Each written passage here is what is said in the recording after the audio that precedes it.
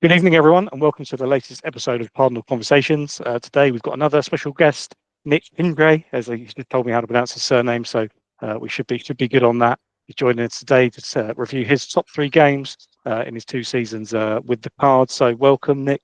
We're delighted to have you on the show. Obviously, very generous of your time, so thank you very much for hopping on.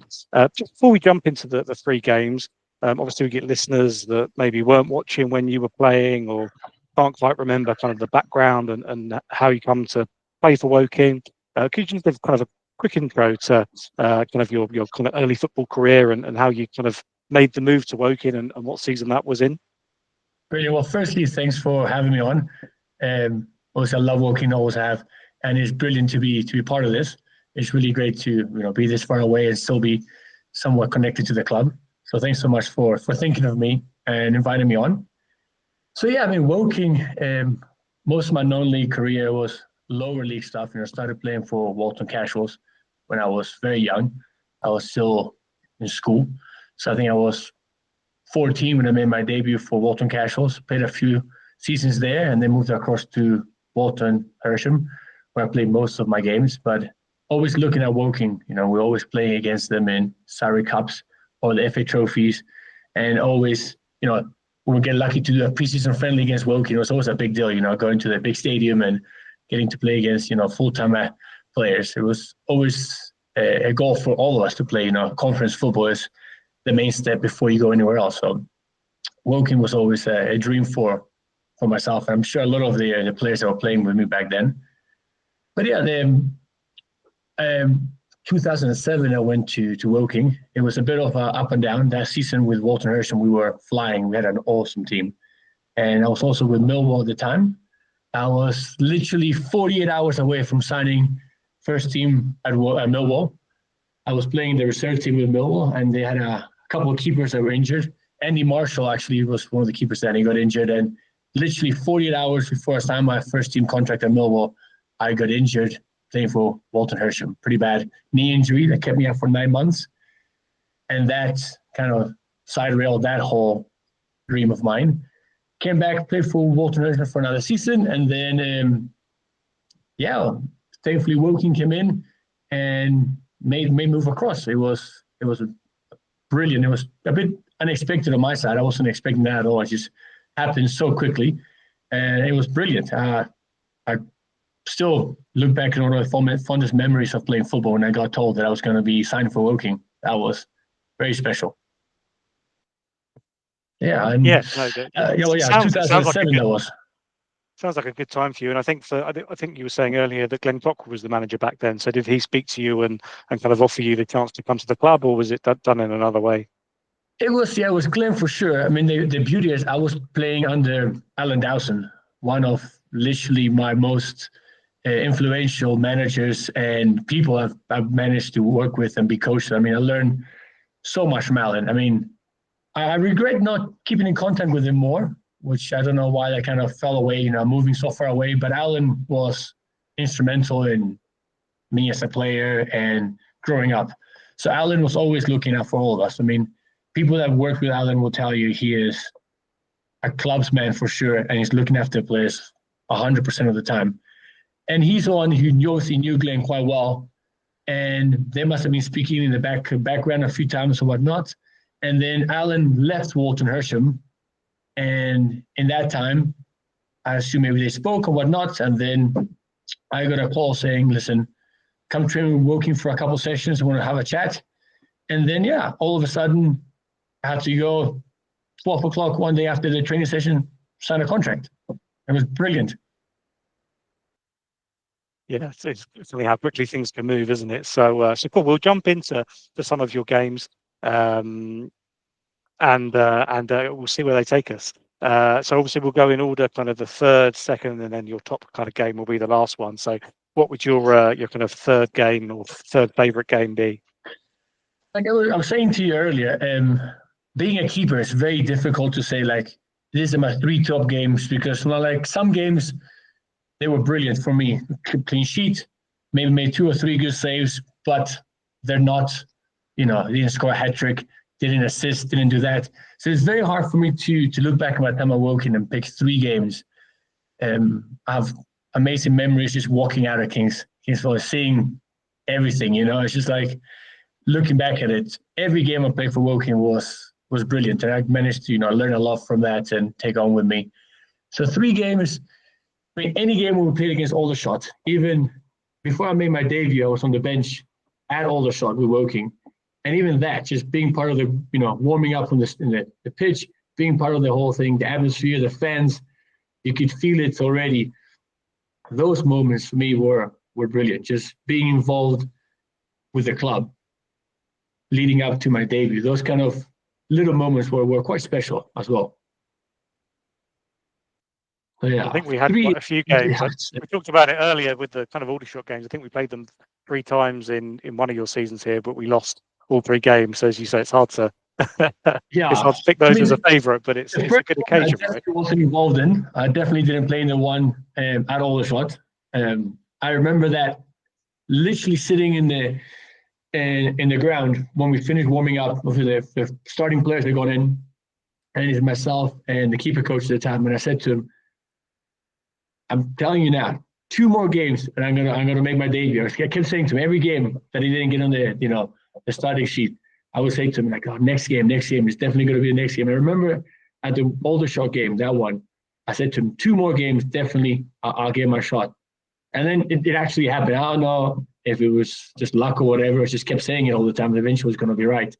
So I remember that at Aldershot, saying that, and it was quite Aldershot always been in my memories as well from playing against them, the rivalry.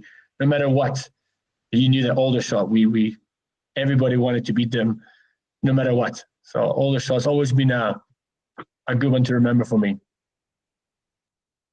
Yeah, for sure. It's just unlucky that, and I think in the period you were there, that's when they were at their best, because I think they got promoted one of those seasons, I think, and then they went up, and then we kind of went down a few seasons later. But obviously, we've now kind of caught back up, and the rivalry is kind of back again now. So it's nice to have that. I don't know if there's any kind of fond memories from home or away games. I know you kind of mentioned the away game there was quite nice, being part of kind of the atmosphere and stuff like that. I mean, any away games as well. Like, I mean, I was quite young when I was in the squad, the Glen squad. We had a lot of seasoned pros. We had some amazing players in the squad that I was in. And obviously, Glenn being the experience he had, we had Tom Hutchinson, we had Macca as well, Smudger, and Selly. I mean, Adam Green was there. He was a Fulham. We had players there that had experience that you couldn't imagine at my age being involved with these guys, in the back of a bus, going to, Torquay away or whatever it might be, and just being involved with them and hearing the stories they were telling about when they were playing, or just the banter they had. And, at the time I must have been 19, 20, and just barely coming into my career as a professional player. And these guys had already played, FA Cups, Premiership games, and you're sitting there talking to these people and you're thinking, one day, maybe if I'm lucky, I could, be telling the stories to some younger players coming through of me playing at that kind of level. So you're sitting there and you're like, it's a bit of a surreal moment going from playing at, super non-league to sitting in a bus going away to players that have actually, played the pinnacle of football. So it was away games. Any away game was an experience as well. So I was very fortunate to be part of that squad.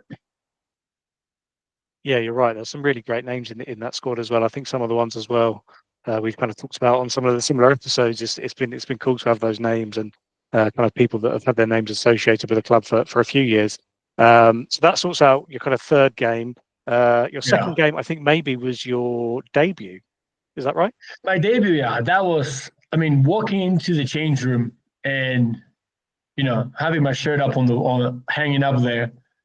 That's even like thinking back about it. it just, it gives me like goosebumps. It's just the first time you walk into the change room and your shirt's hanging up, the name's on the back, and you're like, oh, it's not Premiership or anything, but you think to yourself, like, I made it. Like, this is what you've been training for, working for, saying, I'm going to be a professional football player for so many years. So many people say to you, I don't know, maybe as a keeper, how many clubs I went from trials, and they're like, you're not going to be tall enough. I was at QPR, Crystal Palace, Brentford, all these clubs are like great talent, this, that, and the other. Don't think you're gonna be tall enough. Back in that era, everybody had to be 6'3", 6'2", and that's all they cared about, which breaks my heart to see the keepers nowadays, which I'm shorter than I was.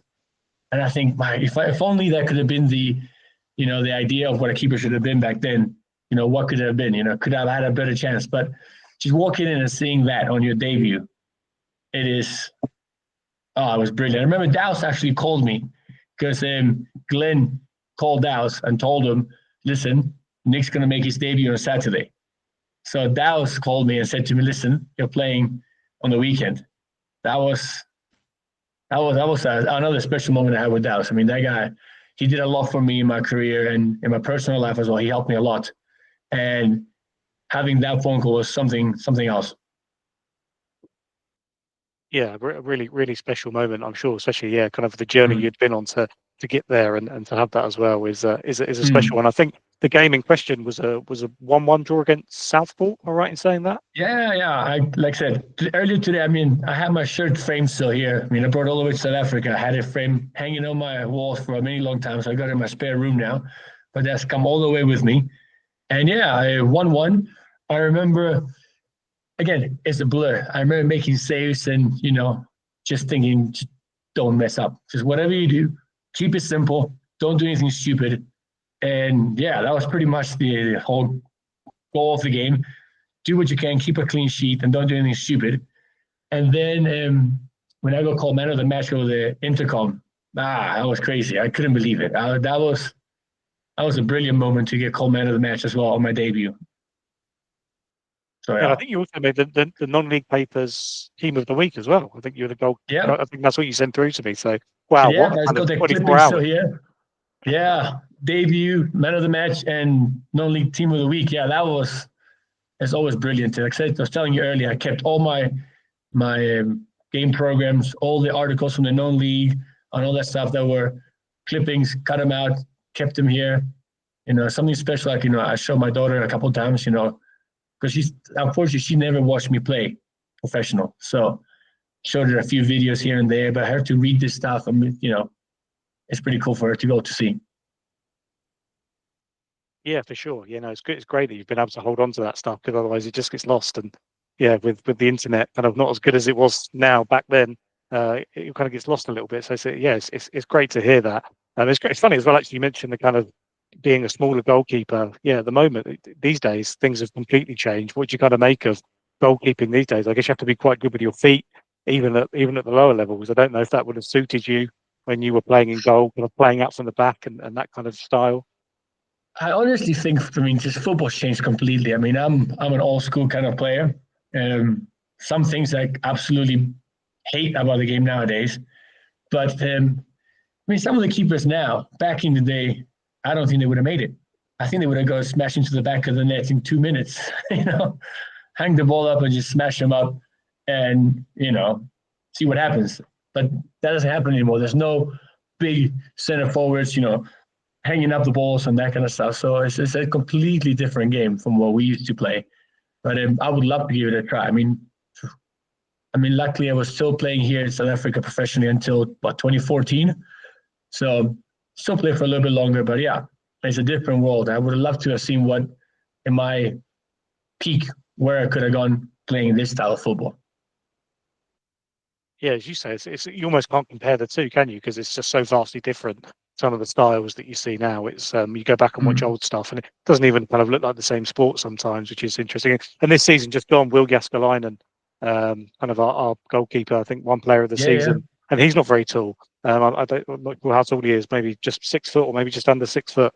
So brilliant player this season. And as you say, in years gone by, he might not have made it because they'd have said, "Oh, you're too small" or whatever. So it's a sign of the time. So yeah, great to see goalkeepers getting the recognition like you did in your debut. So there was amazing. It's great to see, because you're gonna be.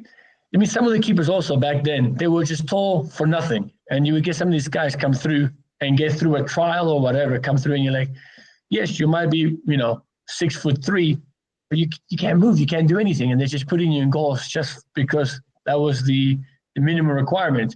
It was very frustrating to see at times, but you got to live with it. Yeah, for sure, for sure. Yeah, as you say, yeah, good to see things change. So cool, that was your second game. So your top game, your number one kind of game for memories and that you look back on. What one was that? Honestly, when I think about my Woking days, it's a blur of highlights. I remember going Torquay away, playing there, playing against the older shots, playing against Forest Green at home when that 3-3 with Jesus scored that ridiculous free kick from the halfway line, things like that. I just remember just making saves and looking back at the crowd and having the crowd always there, super supportive, cheering us on. And the last game of the season, the crowd coming on the pitch. I mean, I still remember that like it was yesterday. Giving away your boots, your gloves to the kids, and those little things. Walking into the little club shop and having your shirt up, or some of the photographs that people could buy. Those little things to me just is what my time at Woking was. Just a whole, with the kit man, and it just it's very difficult for me to pick one game or two or three games, like I said earlier. There's so many good moments that I remember going through. Obviously, some bad moments as well. Some of the managers that I didn't get along with, or I wasn't their cup of tea per se. And it was just, it is what it is. It's part of your career. Take the good with the bad. But I would like to say like 90% of my time at Woking for me was just the dream to play there. I was absolutely devastated when I had to leave. Very fortunate to go to AFC Wimbledon, and then from there come to the South African Premiership. But my Woking times for me, it is the pinnacle of my playing career as well. Yeah, I think when we were talking about it, the first game that sprung to mind was the 3-3 game against Yeah. Forest Green, which is funny in a sense because obviously we'll go through the memories from it in a second, but it's kind of what we wanted because at the start of the episode we kind of said a 0-0 draw might be a perfect one for a goalkeeper to say, well, that was a great game for me, but maybe not for the fans in attendance. And this game's kind of the opposite, right? Where I think we were 3-0 down at half time. And came back to win 3-3. So I guess for you at half time, you're thinking this is a terrible day, but it's turned around with the 3 second half goals and late goals as well, because kind of went back and looked at the timings and we were still 3-0 down with 10 minutes to go. Liam Malram, Tom Hutchinson, and then Sol, as you say, with a free kick from quite a long way out in the 90th minute to bring it level. So I guess a day there that was just crazy for you, kind of from half time where you're probably devastated letting in 3 goals to 3-3 at the end and it being just a crazy match. Yeah, I mean, just those names you're mentioning now, like Hutchinson, Tommy Hutchinson. I mean, that guy, looking back at it as well, like things that he was, again, such an influential player for me as a keeper, having someone like that playing in front of you, dominating the back four. I learned so much from how to, manage the back four from having players like that in front of me. So again, so many things I've learned from being at Woking that I took on that helped me in my career are from being so lucky to have those players with. And I'm very grateful for my time at Woking. I wouldn't take it back for anything. Yeah, that's great to hear, and great to, as you say, some of the team members that we were talking about there. It's great to hear the kind of learning of those experienced players. It was a good blend, I think, probably of young players coming through and experienced players at the time. Because Sol. Oh, I think actually when you sent me the clipping from your debut, Sol scored on that day as well, and he'd have been kind of really young back then. I think it was probably a good balance in the team, wasn't it, of young players like him, but as you say, the experienced players, some of. I know you mentioned Selly earlier as well. He's kind of played right at the very top level, and just a mixture, I guess, which is a good blend. Yeah, I mean that's what you need. You need those players that are hungry enough to still be playing the game, to give something back, and those younger ones coming through that are just sponges, taking all that stuff in with the right attitude, just respecting the older players, which we have so much of. I mean, like I was saying earlier, I mean the older players had a different generation of. They grew up in a different time to us. I mean, we are completely different to the kids nowadays. I mean, now there's no ways at the end of the game you finish the game and have a beer in the showers. I'm pretty sure that's not going to happen. There's no ways that you're going to get that. Whereas back in the day, you finish the game, you walk in, there was, a case of beers waiting for the boys to have in the shower or whatnot, and get ready for the next game. And after the game, you have a beer in the bar. With the manager, I guarantee you, like Michael was saying the last one, that doesn't happen. No ways. And is that a good thing or a bad thing? I don't know. I think, everybody works very hard during the week, and to have that level of just, be able to be a human as well is quite important, I think, not just everything has to be perfect, because it's not going to work that way.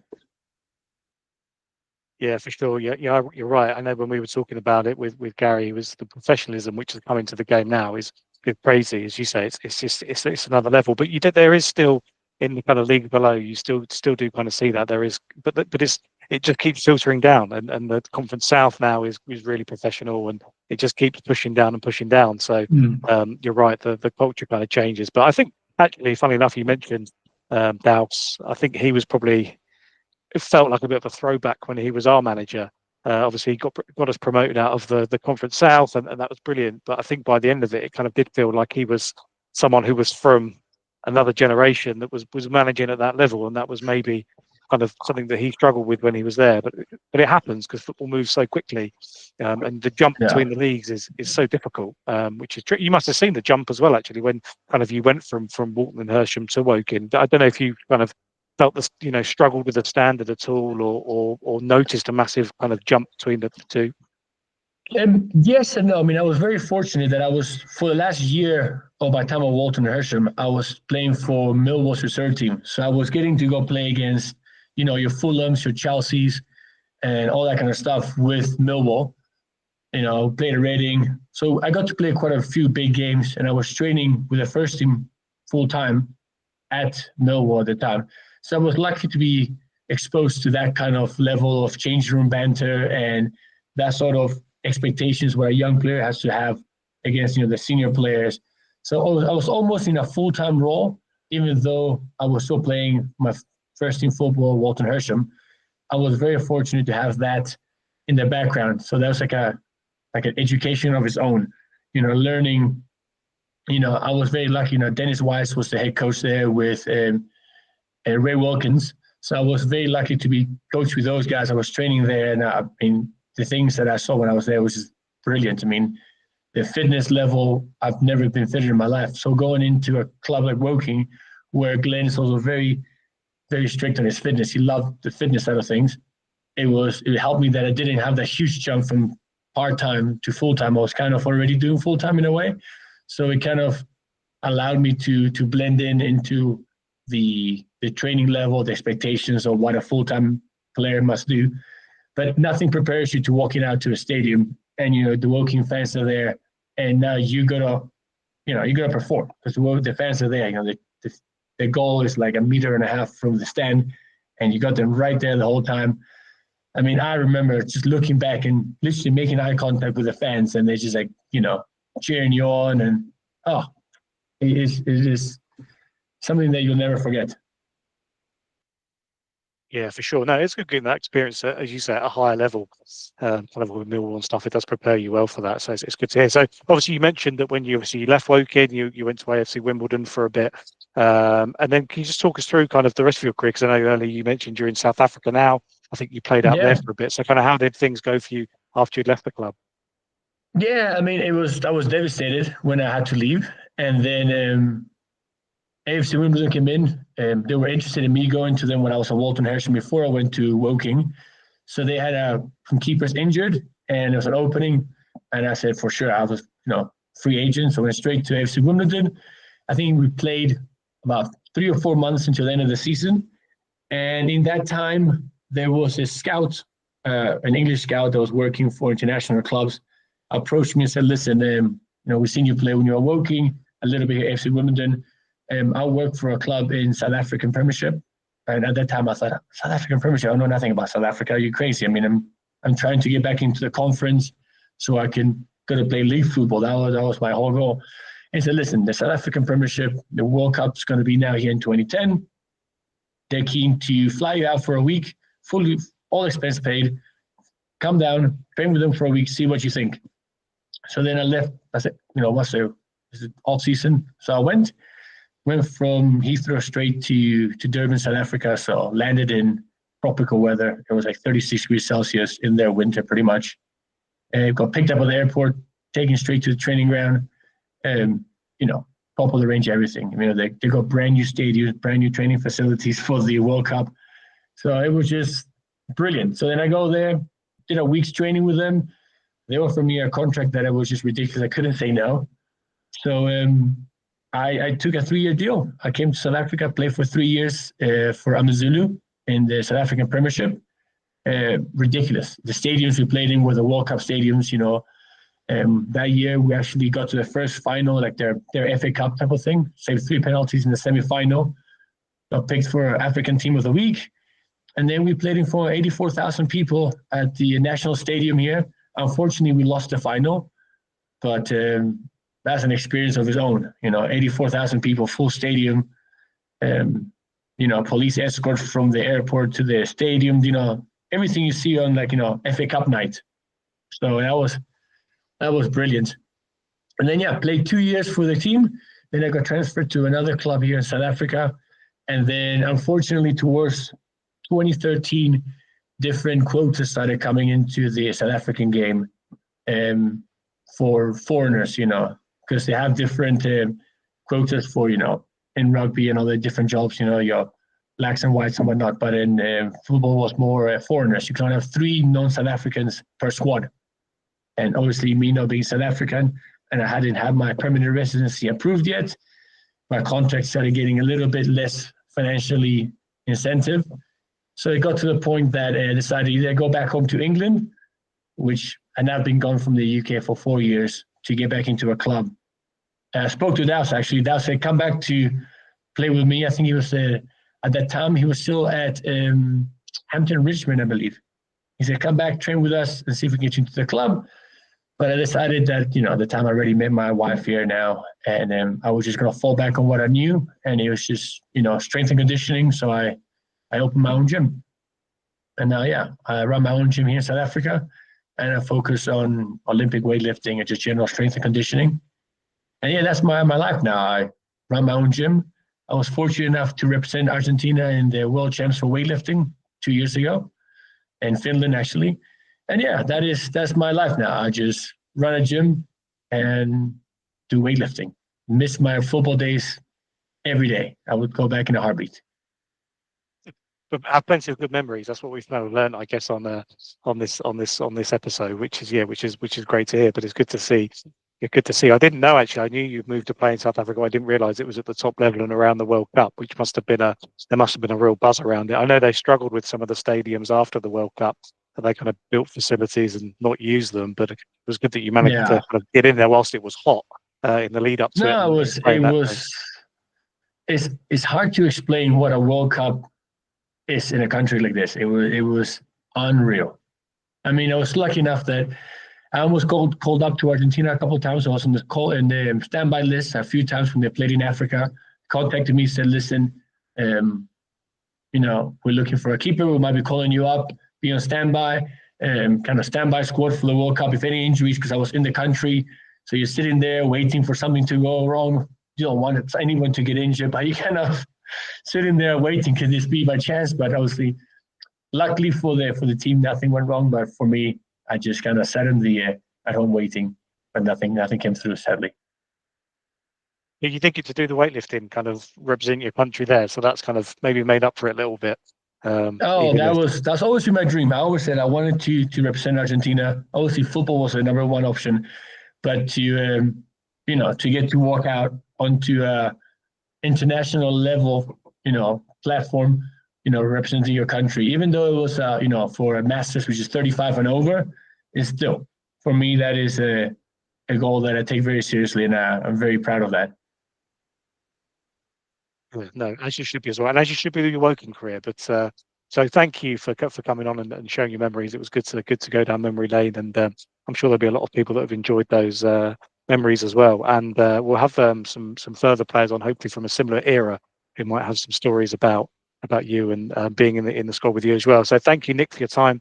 It's been great to have you on, and thank you for taking part.